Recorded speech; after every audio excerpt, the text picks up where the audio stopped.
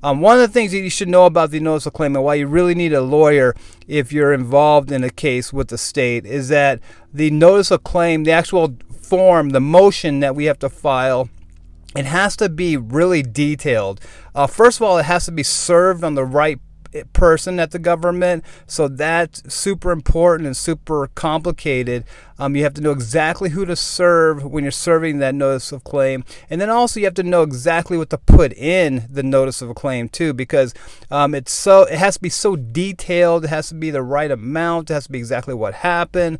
It has to show your calculations of how much money you're asking for. All that all that within the first 6 months too. That's all before you really even know what's going on in a personal injury case. But you do have to provide all that information to the county when you send over that letter, that motion.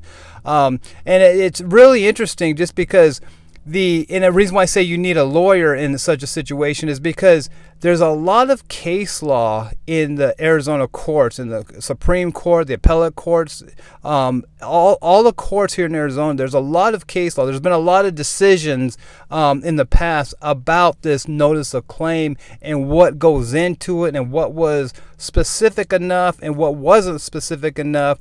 And there's cases where the whole claim has been thrown out because the notice of claim was insufficient.